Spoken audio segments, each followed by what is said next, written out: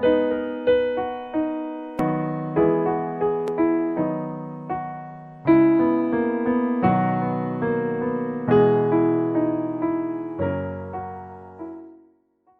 efectivamente, hace apenas unas horas acabamos de celebrar la Navidad.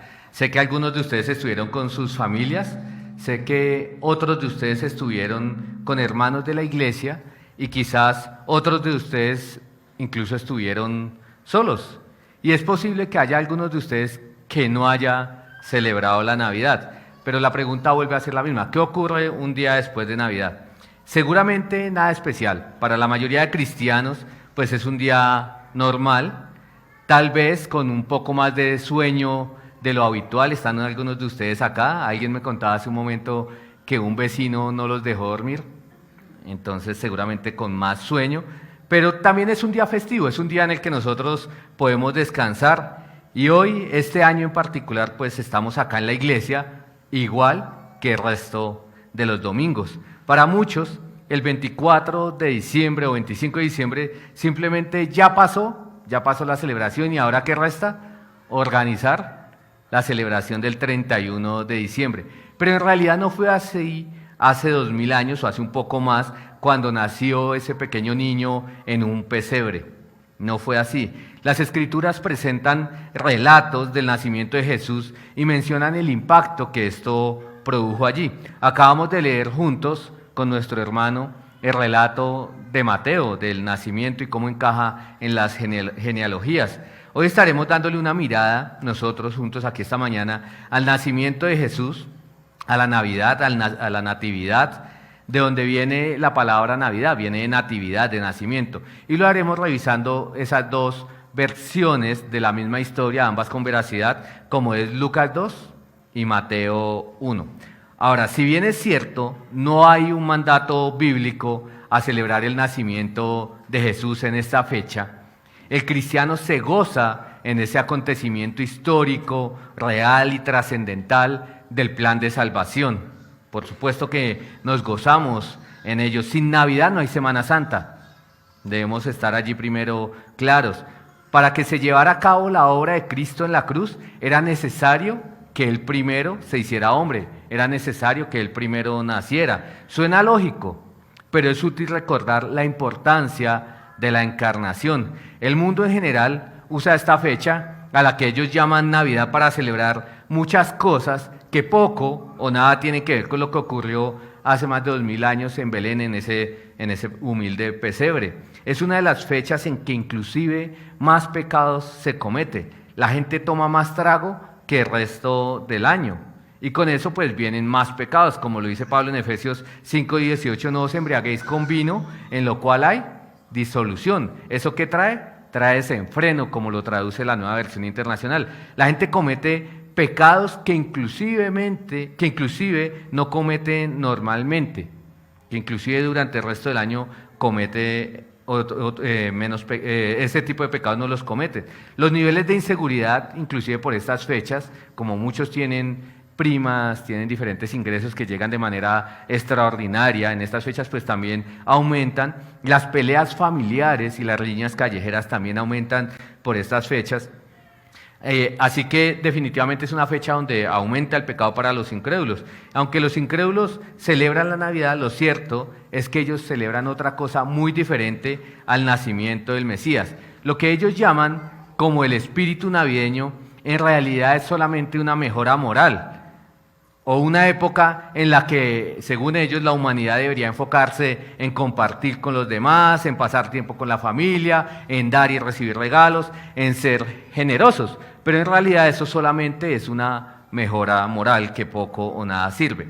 También es válido señalar y aclarar antes de entrar en nuestro texto que lo más probable es que el nacimiento de Jesús no haya ocurrido en el año 0, sino en el año 6 antes de Cristo o 4 antes de Cristo.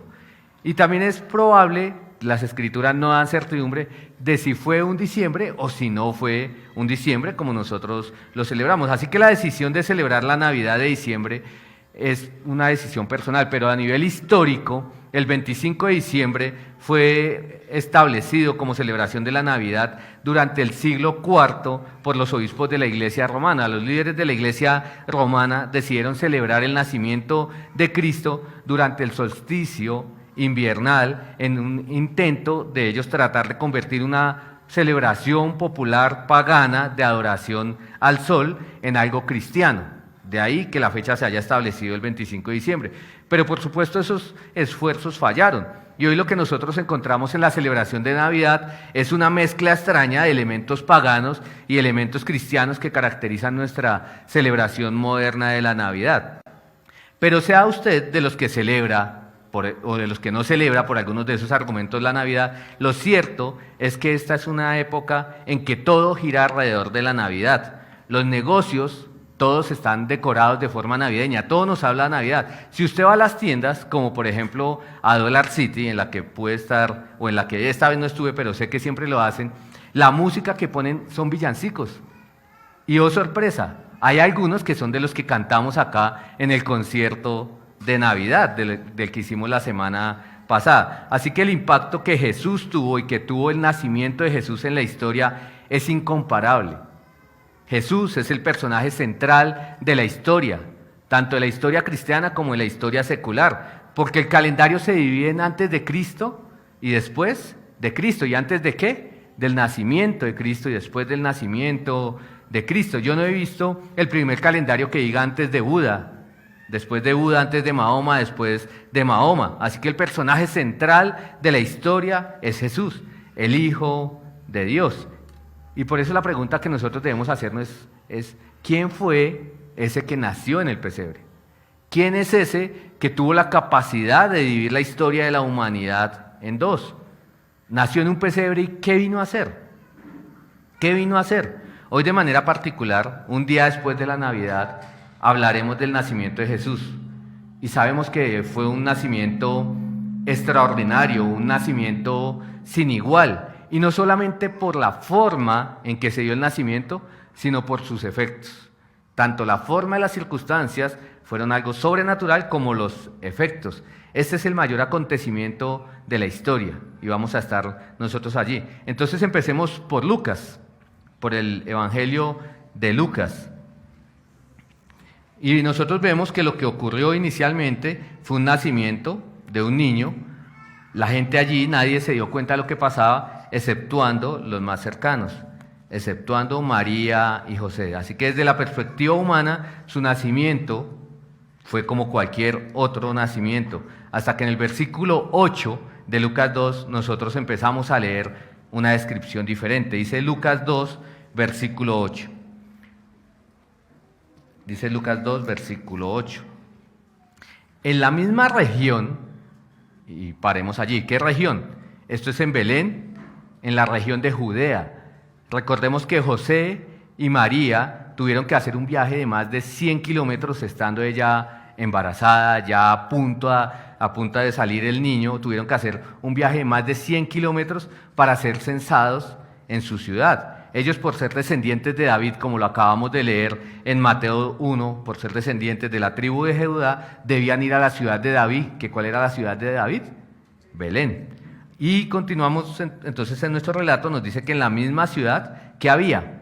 Había pastores que estaban en el campo cuidando sus rebaños durante las vigilias de la noche.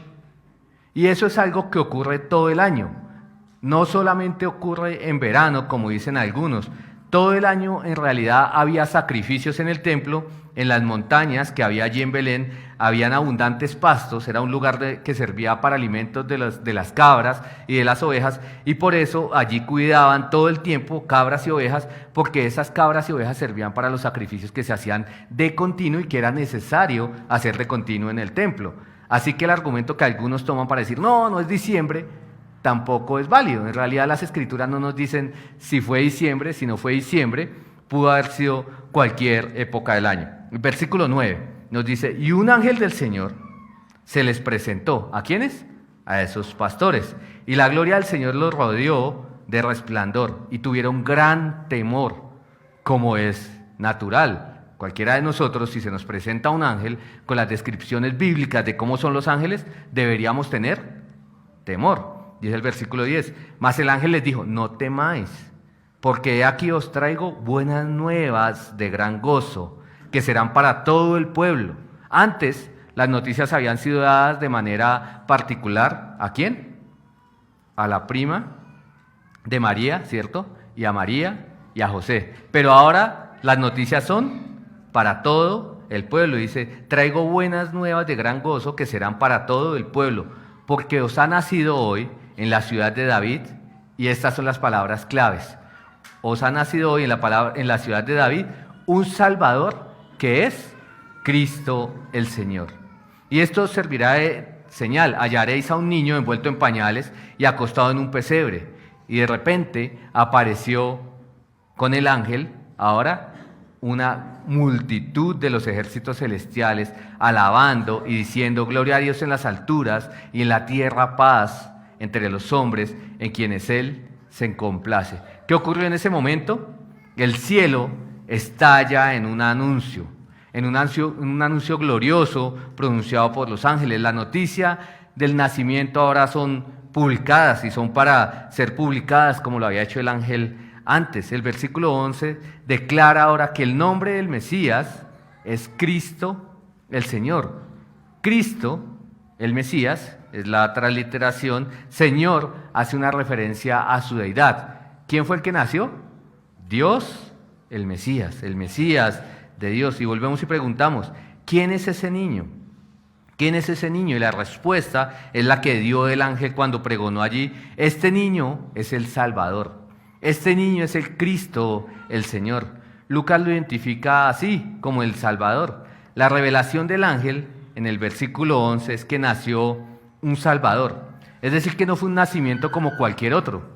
No fue un nacimiento como el de cualquiera de nuestros hijos, por más que las circunstancias hayan sido circunstancias particulares. Fue un nacimiento especial. Y debía ser especial, tan especial, como para que no solamente se apareciera allí un ángel a hablarle a los pastores, sino que se apareció, ¿qué? Una multitud de ángeles. Y una multitud de ángeles que, ¿qué empezaron a hacer ellos? Empezaron a entonar canciones de alabanza, porque el que nació era el Salvador. Y naturalmente deberíamos hacernos más preguntas. ¿Por qué un Salvador? ¿O un Salvador de qué? ¿O quién necesita salvación? ¿De qué necesita ser salvados? ¿De qué condición es de la que el pueblo necesita ser salvados? Debe ser de una condición bastante peligrosa como para que Dios envíe a su Hijo a que salve de esa situación o de esa condición de peligro en la que estas personas se encontraban. Nos sirve de ilustración, aunque hay un poco de diferencia, pensar en la forma que nosotros utilizamos en la actualidad la palabra salvación. Cuando uno dice, por ejemplo, me salvé, o cuando dice, uy, se salvó. Por ejemplo, se salvó de prestar servicio militar. Lo decimos nosotros continuamente. Representa naturalmente algo indeseable, es decir, algo que la gente hoy en día no quiere. La mayoría de jóvenes hoy en día no quieren prestar servicio militar. Por eso la gente que no son llevados, sea porque se ganaron un sorteo, porque los descartaron por cualquier cosa, dicen, me salvé de prestar servicio militar. Y en realidad el peligro en el que se encuentra la humanidad es muchísimo más grave que ir a prestar servicio militar, es muchísimo más grave. Yo presté servicio militar y nada me pasó. Aquí estoy, no tengo ningún trauma, aquí estoy. Así que es una ilustración solamente, pero guardemos las proporciones. Hay una diferencia abismal con salvarse de esa situación, con salvarse de ser robado, con salvarse de una enfermedad, con salvarse de cualquier cosa, a la salvación que vino a proveer ese Dios que se hizo hombre. Hay una gran diferencia. Lo triste es que muchos que hoy en día se identifican como cristianos, que asisten a las iglesias, no tienen claridad de que son salvos. Para muchos pensar qué sería de ellos si Cristo no lo hubiera salvado no genera ningún temor. Si Cristo no me hubiera salvado, dicen algunos, tal vez mi vida seguiría. Mi vida seguiría y no habría pasado absolutamente nada. Hace 10 años aproximadamente tuve la oportunidad de enseñar en un congreso de jóvenes. Y mi tema se titulaba ¿Salvos de qué? Así que en ese congreso lo que hicimos fue que previamente hicimos una encuesta con muchos de los jóvenes que asistían allí para ver ellos qué pensaban de qué estaban de que iban a ser salvos o de que eran salvos. Y hubo todo tipo de respuestas. Muchas de ellas, la mayoría de respuestas desafortunadas. Unos afirmaban que eran salvos de la tristeza, que eran salvos de la infelicidad. Otros afirmaron que eran salvos de llevar una vida con vicios. Otros afirmaron que eran salvos de llevar una vida sin propósito, etcétera, etcétera, etcétera, todo tipo de afirmaciones. Puede que algunos de los que estén aquí digan, ¿y luego qué hay de malo en esas respuestas? Luego eso no es así. Luego eso no fue lo que Jesús me salvó. Y lo que vemos es que claramente las Escrituras nos resaltan que ese peligro, situación o condición de la que necesitamos ser salvos es la salvación del pecado y de sus consecuencias. De eso es que vino Jesús a salvar. En el mundo secular no es común escuchar hablar de la salvación. ¿Y por qué? Porque la gente ni siquiera piensa en que necesita ser salvados. Cuando uno le habla de salvación a un incrédulo, ¿salvo de qué? ¿Acaso qué? Y es lo que Pablo escribe en 1 Corintios 12:14, que el hombre natural no percibe las cosas del Espíritu, que no las entiende porque para ellos son locura. Entonces solamente hablarles a los incrédulos, seguramente le ha pasado a usted con compañeros de trabajo, con familiares, con vecinos, que solamente usted abre su boca para decirle que necesita la salvación, que usted va a hablarle de la salvación, para ellos eso sencillamente es locura. ¿De qué exactamente nos vino a salvar Jesús? ¿Por qué fue necesario que Dios hiciera hombre naciendo en esas condiciones tan limitadas? ¿Por qué necesitamos salvación? ¿Por qué? Porque estamos en pecados. Y en las iglesias, como les decía hace un momento y como lo mostraba estos jóvenes a los que les hicimos las encuestas, no es común hablar en términos bíblicos de la salvación. Muchos predican un evangelio también que enseña otras razones por las que Jesús vino. Creen que Jesús vino como un profeta, algunos, que Jesús vino como un hombre que dejó grandes enseñanzas, como un hombre digno de imitar, que vivió una vida digna, pero no creen en Él como el Salvador de nuestros pecados. Ayer salió un artículo en El Tiempo en el que entrevistaban a un sacerdote católico, por supuesto errado, y le preguntaban acerca de la influencia de Jesús, y le preguntaban, le decían, alguien hace unos años hizo la afirmación que si Jesús estuviera hoy en día, Él sería asesinado, perseguido como muchos líderes sociales. Y este hombre, en vez de decir, ojo, hay una diferencia entre Jesús y los líderes sociales, fue ponerlos a la par. Dijo, sí, eso es lo que pasa generalmente con las personas que vienen a proponer un cambio social. Los persiguen, los matan y tenemos que continuar esa obra que hizo Jesús de generar un cambio social. Y dice uno, eso no es lo que nos enseñan las Escrituras. Eso no es lo que nos enseñan las Escrituras. La gente cree que Jesús vino a salvarnos de la tristeza, como les decía, de una vida sin propósito, de una vida triste, de una vida vacía. Creen en que Cristo vino a hacernos felices, que yo antes era un infeliz y ahora con Cristo encontré la felicidad, en busca de la felicidad como la película. Se ha enseñado que sea cual sea la necesidad que tengas, Cristo es la respuesta. ¿Estás enfermo? Respuesta, Cristo te sana. ¿Estás frustrado? Cristo te ayuda a ser exitoso, a tener una vida con propósito, a tener una vida en la que puedas prosperar. Y tanto que abren la pregunta a ¿cuál es tu necesidad? Cristo es la solución directa. En resumen, enseñan que Cristo vino para darte la salida de las cosas que no te permiten ser feliz. Si es un vicio, ahí está Cristo. Pero nada de eso es primario. Nada de eso es primario. Lo primario es la obra de salvación. Cristo no vino a llenar tus necesidades para que tengas una vida satisfecha o para llenar tus expectativas. No fue para hacerte feliz que Jesús murió en la cruz. No fue para eso tan vano que Jesús entregó su vida en la cruz. Aunque sin duda debemos afirmar que la salvación necesariamente produce mucho más que felicidad. Produce gozo desde el mismo momento de nuestra salvación. Pero ese no fue el propósito primario. El propósito primario es que Cristo vino a salvar. Y el problema con eso, con ese evangelio tergiversado de búsqueda de la felicidad para los hombres, es que no todo ser humano siente que tenga un mal hábito pecaminoso en particular que los lleve a sentirse mal. Muchos estando en diferentes circunstancias que nosotros hoy en día podemos entenderlas, dicen que se sienten bien. Muchos incrédulos no andan pregonando, no, me siento un infeliz, me siento triste. Me siento que estoy viviendo una vida sin propósito. Entonces, ¿dónde está la respuesta?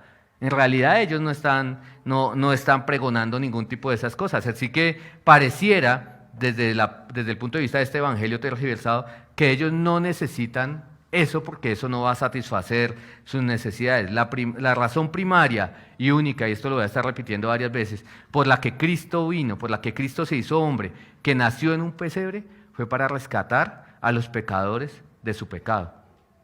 Sin duda, hay personas que no conocen a Cristo como Salvador y por eso nosotros queremos resaltar lo que nosotros celebramos hoy, que Cristo vino a rescatar ¿a quiénes? A pecadores de su pecado. Pablo habla de eso bastante en el libro de Romanos. Romanos 1:18 nos dice, porque la ira de Dios se revela desde el cielo contra toda impiedad e injusticia de los hombres. ¿Quiénes son los hombres? Impíos e injustos, pecadores, sea que lo sientan, sea que lo reconozcan o no lo reconozcan, la humanidad, cualquiera sea el ser humano, está encasillado allí. Y nos dice ese versículo que los hombres que están en impiedad o en injusticia, es decir, todos, están bajo la ira de Dios. Nos enseña también las Escrituras y la lógica humana aún también, que terrible cosa es caer en las manos de un Dios airados. Y de eso fue que Cristo vino a salvarnos, de las consecuencias del pecado, de llevar la ira de Dios sobre nosotros. Dice Pablo también en Romanos 3:23 que todos pecaron, no algunos, todos. Y ahí entramos cada uno de los que estamos acá y por consecuencia están destituidos de la gloria de Dios. Así que no hay un solo ser humano que no haya nacido en pecado. No hay un solo ser humano que como consecuencia no haya vivido en pecado y que como consecuencia no sea digno de la ira de Dios. Nos dicen las Escrituras que Dios está airado con el pecador todos los días. Nos dice el Salmo 7:11, Dios es juez justo y Dios está airado contra el impío todos los días. Y el versículo 12, si no se arrepiente, Él afilará su espada. ¿Quién? Dios. Armado tiene ya su arco y lo ha preparado. ¿Ha pensado usted eso alguna vez? El peligro que tienen los pecadores si no se arrepienten. ¿Con quién se van a tener que enfrentar? Con Dios. Con Dios. No es una vida de soledad, no es una vida que se expira, es enfrentarse a la ira justa, santa de Dios. ¿Por qué? Porque como dice Romanos 6:23, la paga del pecado es muerte. Morimos como consecuencia del pecado. Y eso ocurrió desde el mismo Edén. Dios le dijo a Adán, el día que comieres de ese árbol morirás. Apareció Satanás, le dijo a la mujer, no, eso no es cierto, no morirás. Lo que pasa es que se te van a abrir los ojos y entonces vas a poder entender la diferencia entre el bien y el mal, vas a poder discernir eso. ¿Qué pasó con Eva? Cayó. Y Adán la siguió. El problema de la humanidad no es la inequidad, es la iniquidad. El problema de la humanidad no es la falta de oportunidades, no es la desigualdad, no es la pobreza, no es la injusticia social. El problema de la humanidad es el pecado. Desde Adán todo se corrompió. Desde Adán, y eso ha llegado hasta nosotros. Y es un problema tanto corporativo, es decir, de toda la humanidad, como individual, de cada uno de ustedes. Por supuesto, también un problema en el que yo también estuve. Es un problema tanto individual como corporativo. Toda la humanidad y cada ser humano se encuentra en esa condición. ¿Cuál condición? La condición de ser un pecador, la condición de tener que enfrentarse con la ira de Dios, con un Dios juez santo y justo, si no, se arrepiente. Nacemos pecadores, desde niños somos pecadores. Vivimos como pecadores y si no creemos en el Cristo de la Navidad como nuestro Salvador, moriremos como pecadores, separados de Dios y expuestos a la ira de Dios. Esa es una condición en que está la humanidad y eso es terrible. Es más terrible que la pobreza. Es más terrible que cualquier situación, por injusta y real que sea, que pueda vivir un ser humano acá. Es más terrible que la enfermedad. Es más terrible que la soledad. Por eso nosotros esta Navidad tenemos que recordar que el significado de la Navidad para nosotros mismos y para nuestra familia y nuestras familias pecadores, es que Cristo se hizo hombre, ¿para qué? Para ser salvador, ¿de quién? De los pecadores. El hombre ha quebrantado la ley de Dios y va en el camino que lo lleva a su pecado, en el destino eterno, a continuar, como dice Pablo en Efesios 2, muerto en sus delitos y pasiones. Dice Pablo, Efesios 2, versículo 1, y Él os dio vida a todos vosotros que estabais muertos en vuestros delitos y pecados. A vosotros, todos estaban así. Dice el versículo 2, en los cuales anduvisteis en otro tiempo según la corriente de este mundo, conforme al príncipe de la potestad del aire, el espíritu que ahora opera en los hijos de desobediencia, entre los cuales también todos nosotros en otro tiempo vivíamos, y dice más adelante, y también en Efesios versículo 3, y éramos por naturaleza hijos de ira, lo mismo que los demás. Hijos de ira, objeto de la ira de Dios, de un Dios justo. Y Pablo, cuando hace esto, él se incluye allí. Si ustedes prestaron atención, él dice, éramos, él no está diciendo eran. ¿Por qué? Porque todos, independiente de los altos estándares. ¿Recuerdan quién era Pablo? Pablo en Filipenses nos describe quién era él, cómo era su alto estándar de cumplimiento de la ley. Normalmente cuando hablamos de los fariseos decimos, uy, los fariseos son tremendos, pero en realidad los fariseos eran unos cumplidores de la ley. Pablo dice que él fue circuncidado al 8º día, que él era del linaje de la tribu de Benjamín, que él era hebreo de hebreos, es decir, entre los judíos, el más judío. En cuanto a la ley fariseo, en cuanto al celo, inclusive él estaba convencido que eso era lo correcto y en su celo era perseguidor de la iglesia. En cuanto a la justicia de la ley, dice Pablo, hallado irreprensible. No que él fuera un pecador o alguien que no tuviera pecado, por supuesto, tenía pecado, pero él decía, en mí no hay una falta grave que alguien pueda señalar. Y ahora cuando él viene acá en Efesios 2, él dice, yo era uno de esos pecadores, yo era objeto de la ira de Dios. Y esa es la condición de todo ser humano.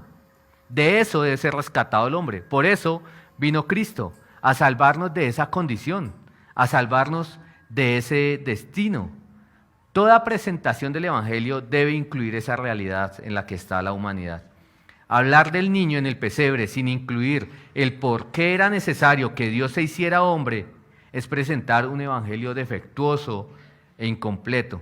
Por tierno que le parezca al niño en el pesebre, no es suficiente que canten ven, ven, ven, como se canta en estas épocas, porque debes entender que Cristo Jesús vino a este mundo para vivir una vida justa, para morir y pagar por el pecado de los pecadores injustos. Si hay algo que deberíamos resaltar en esta Navidad es esa verdad. Y lo vemos nosotros en el primer relato que acabamos de leer de la Navidad, que es el de Lucas, que Jesús vino a salvar. Pero también lo vemos en el que leímos hace un momento y que quiero que volvamos allí, en Mateo, capítulo 1.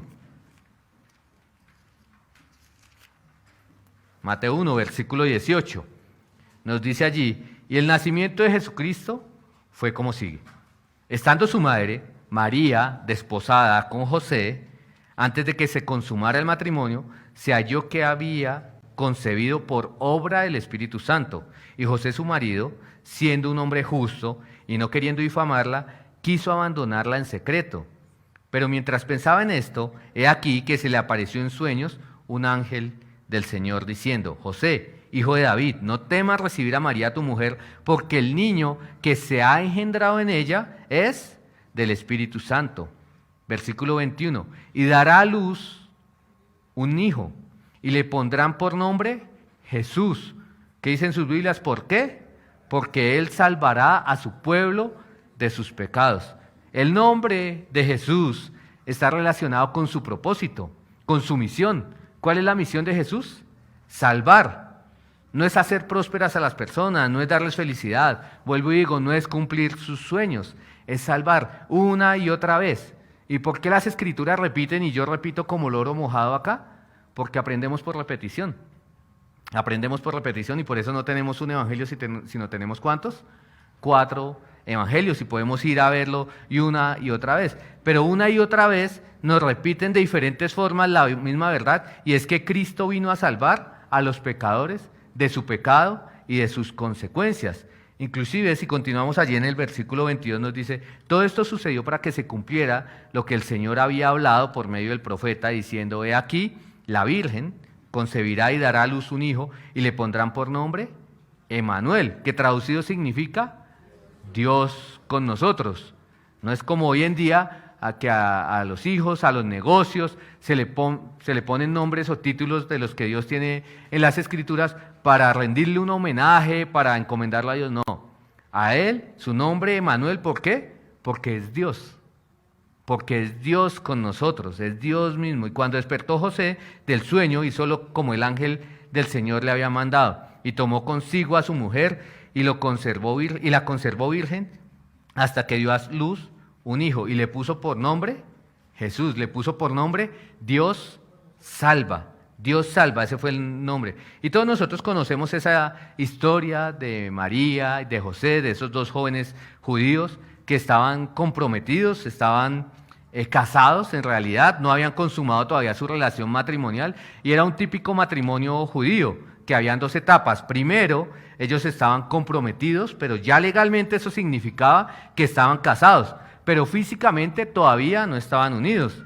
Y después de eso, entonces sí se celebraba, unos meses después, la boda, que ahí sí terminaba con consumar la relación matrimonial. Cuando el ángel se le apareció a José y a María, a José, ellos ya eran esposos, ya estaban comprometidos. Por eso dice su mujer, su esposo, ellos estaban desposados.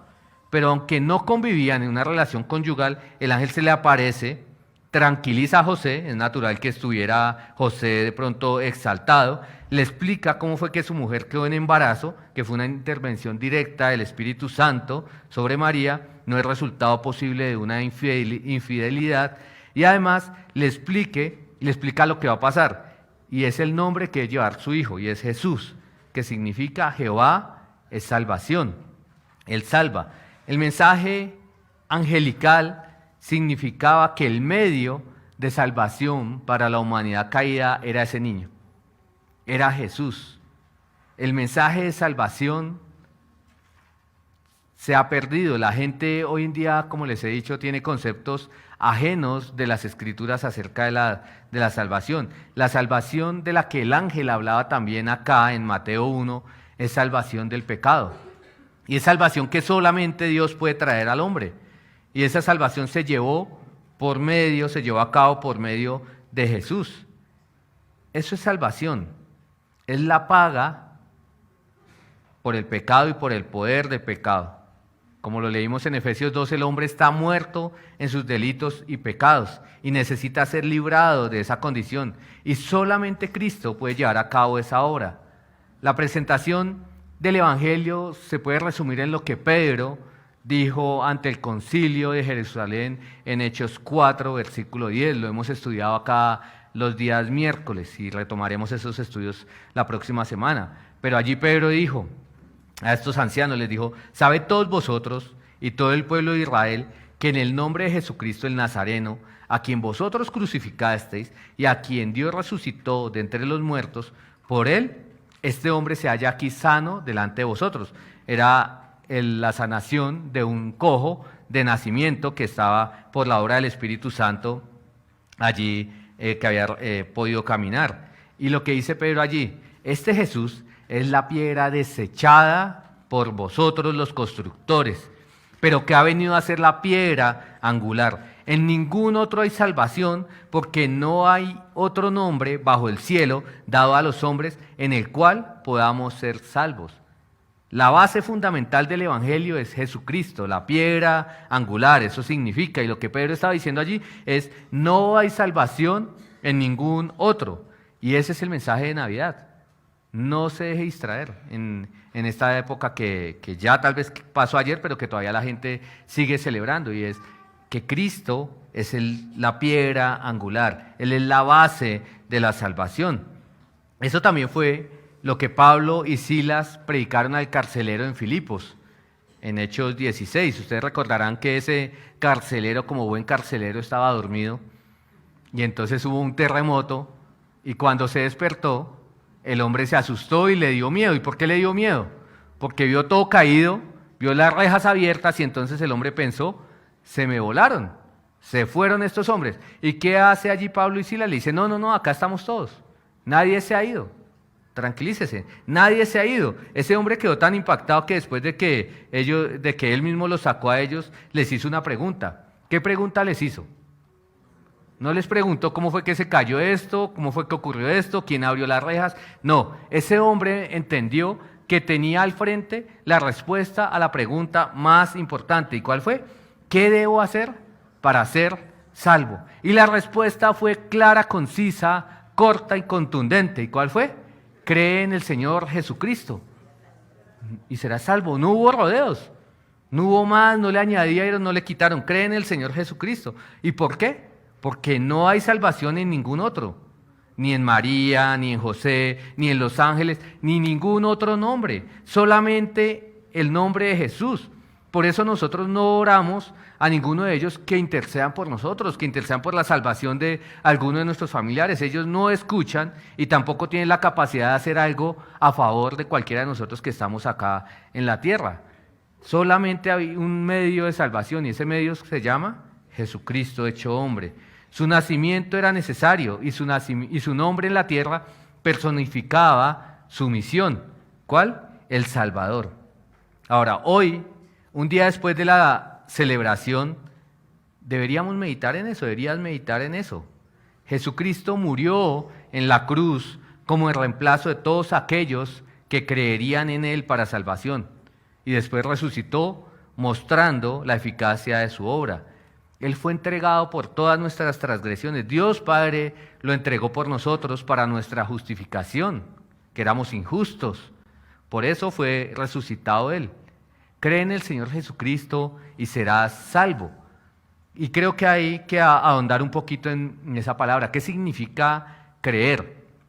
Eso también es una pregunta importante, porque en Colombia un gran porcentaje de personas se identifican como cristianos. Es la religión predominante según el DANE y según los que hacen las estadísticas. Pero en realidad sí, aunque ellos se identifiquen como cristianos, no lo son. Es decir, ellos creen que Jesús existió. ¿Quién no lo cree? Ellos creen que Jesús fue crucificado en la cruz. La mayoría de personas lo creen. Pero eso no es una fe que salva. Eso es historia. Eso es historia, está en las Escrituras, está en los libros de historia. Aún los demonios creen y tiemblan. ¿Y qué nos dicen las Escrituras? Que para ellos no hay salvación. Y ellos tiemblan, ¿por qué? Porque se van a tener que enfrentar al juicio de Dios. Así que si una persona quiere tener salvación y recibir el perdón de los pecados, debe creer en Jesús, pero debe ir más allá de la simple asentación de la existencia y de la muerte de Jesucristo. Debe ir un poco más allá. Lucas 9:23, el Señor Jesús nos ayuda a entender qué significa y cuál es el alcance de las implicaciones y cómo es creer en Él en sus términos y no en los términos humanos. Dice Lucas 9:23, si alguno quiere seguirme, niéguese a sí mismo, tome su cruz cada día y sígueme. Cristo demanda total rendición a su señorío y a su obra, no a medias, no a medias. Ese mismo que nació en el pesebre, ese niño tierno, invita a ir a Él para hallar salvación de los pecados. Pero hay condiciones. ¿Y cuáles son las condiciones? Debes negarte a ti mismo, debes tomar tu cruz y debes seguirle en obediencia cada día. En otras palabras, Cristo demanda de aquellos que creen en Él como Salvador total rendición a su señorío, a su persona. No los días que se viene a la iglesia y el resto de semana no. Alguien decía, vivir los domingos como un santo y de lunes a sábado como un diablo. No es eso, es vivir de todos los días. Todos los días, no es que a veces quiero y a veces no quiero.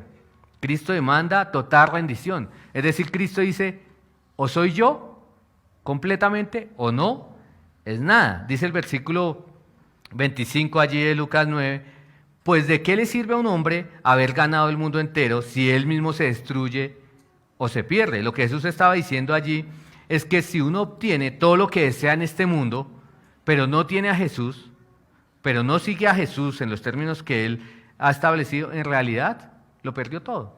En realidad su vida fue un fracaso, así lo haya tenido acá todo lo que el mundo desea. Si alguien quiere salvar su alma, poseer salvación y seguir a Jesús, debe primero negarse a sí mismo, abandonar sus propios deseos y todo lo que el mundo le ofrece y tomar la cruz, que implica inclusive, si es necesario, dar la vida por el Señor. ¿Qué pasaría si estuviéramos en un gobierno que prohíbe y que persigue a los cristianos y como consecuencia de eso, en este momento, entrara alguien acá con un arma y nos amenazara y nos dijera, bueno, ¿quiénes de ustedes están dispuestos a dar su vida por Jesús? ¿Qué pasaría en una situación de esas? Hay una historia que escuché, no pude corroborar, pero supongamos que es cierta, y habla de un soldado que en la antigua Unión Soviética, ustedes saben, se perseguía a todo tipo de religión, básicamente la religión que ellos querían imponer allí era el ateísmo, y entonces persiguieron fuertemente a los cristianos. Y se cuenta la historia que un soldado, en medio de esas tremendas persecuciones contra los cristianos, entró en una iglesia cristiana, con un fusil, con una de sus armas.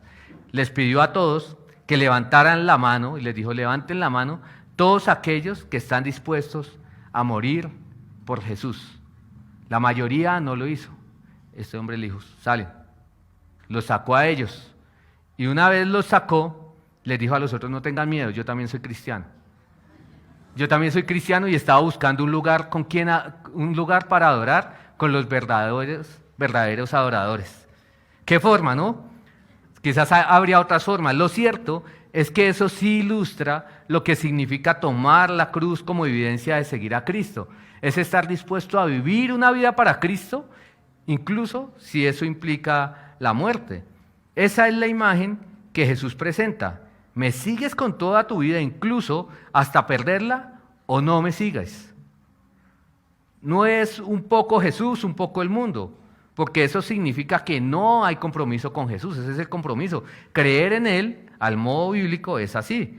Y eso es lo que dice también allí en el versículo 24, dice, porque el que quiera salvar su vida la perderá, pero el que pierda su vida por causa de mí, ese la salvará. Es decir, que si una persona se afana por salvar su vida en este mundo y lo que el mundo ofrece con la vida, no solamente la vida natural, sino las condiciones de la vida, los placeres de la vida,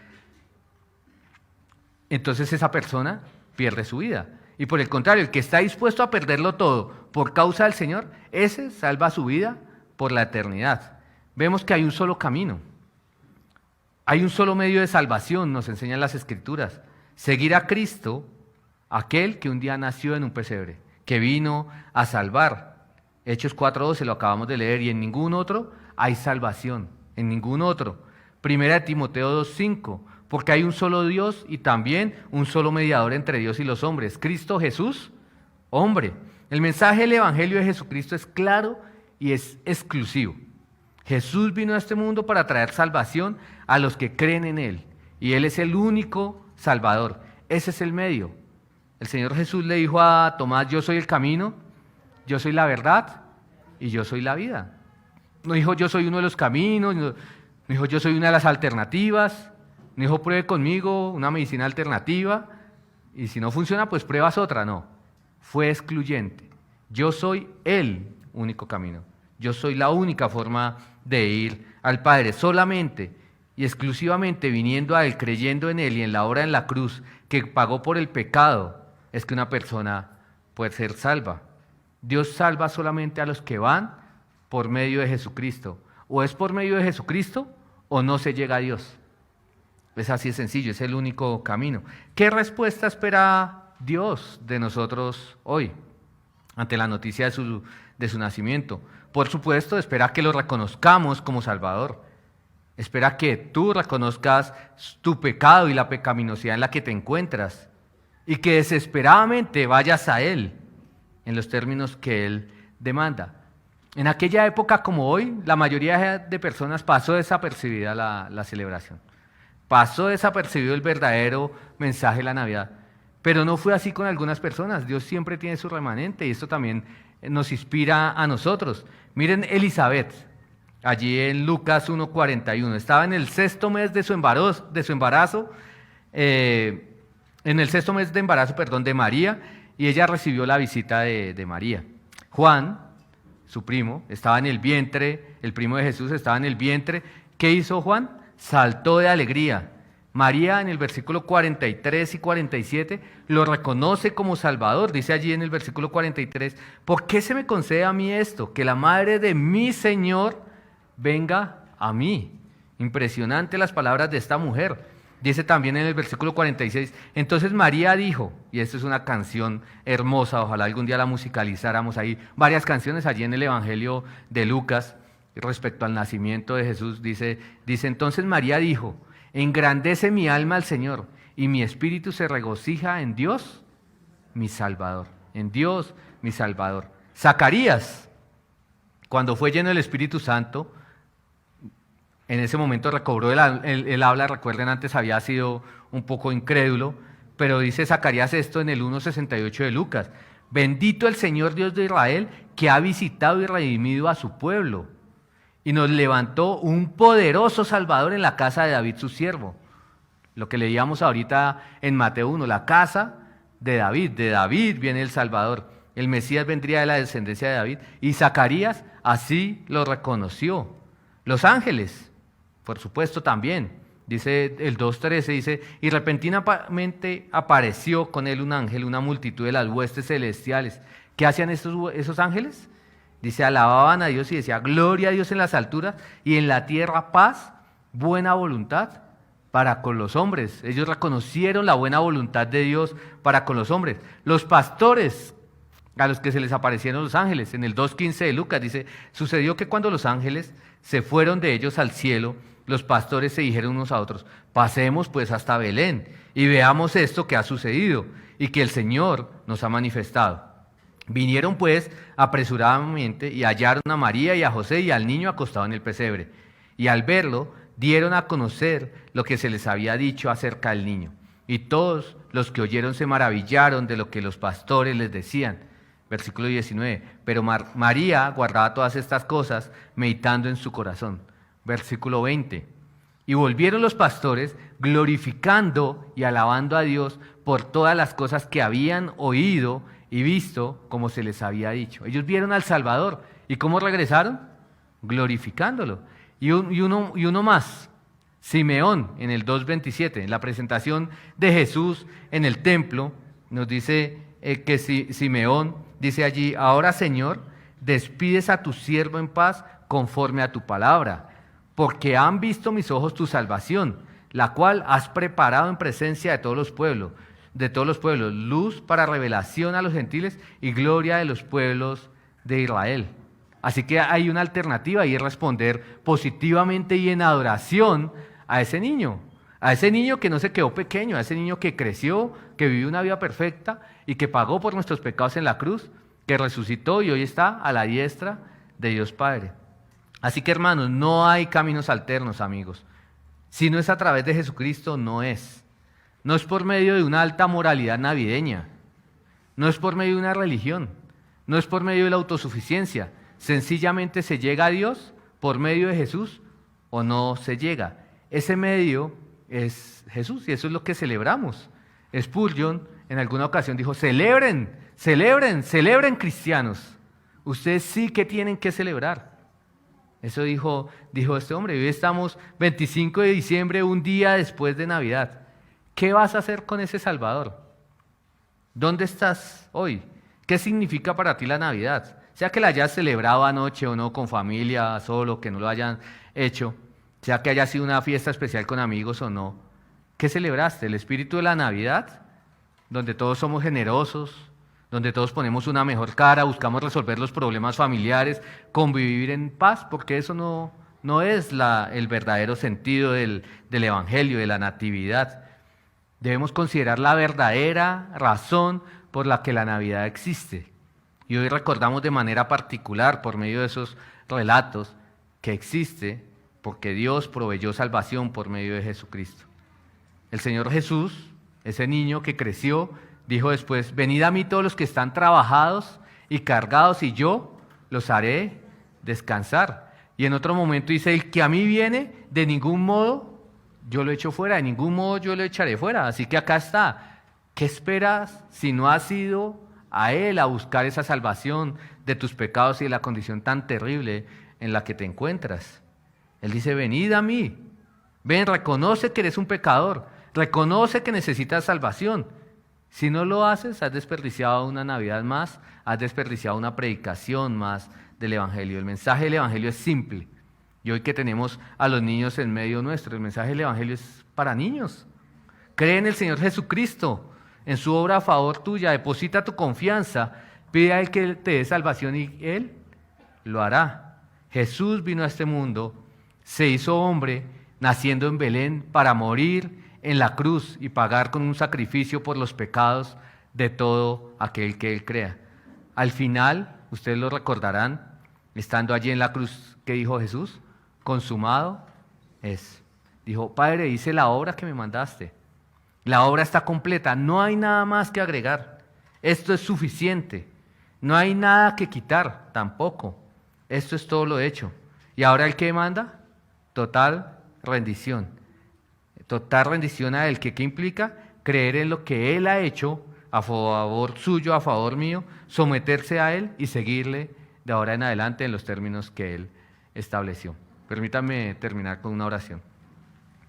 Amado Dios, gracias por tu misericordia y tu bondad para con nosotros. Gracias porque la humanidad no andaba buscándote. Y ahí estábamos nosotros, Señor, no andábamos buscándote. Aún hoy, cuando hablamos este verdadero mensaje de la Navidad, vemos que los hombres están desviados, buscando todo tipo de cosas, autorrealización, aún sentirse bien en estas épocas, con algo que no es el Evangelio. Pero en tus planes perfectos estaba que Jesús se hiciera hombre, y así el Señor Jesús lo hizo, se hizo hombre naciendo allí débil, frágil como un bebé, dependiendo inclusive del cuidado de seres humanos como fue María y su padre José. En humildad nació, y esa humillación tenía un propósito, que era venir a pagar por el rescate de todos aquellos que, como muchos de nosotros hoy, reconocemos nuestra pobreza y reconocemos nuestro destino eterno. Padre, hoy oramos por aquellos que quizás escuchan con sus oídos este mensaje, pero no tienen ganas de ir a ti en arrepentimiento. Oramos por aquellos que empiezan a entender que su condición natural es desastrosa, porque si no se arrepienten y si no aceptan esas buenas nuevas que son de gran gozo, van a tener que enfrentarse a un Dios justo. Oramos para que tu Espíritu Santo haga una obra en medio de nosotros, en medio de nuestras familiares, y te pedimos que nos des de nuevo fortaleza para predicar estas buenas noticias de gran gozo también a aquellos familiares, a aquellos amigos que tanto amamos y que no queremos que se pierdan en una condenación eterna.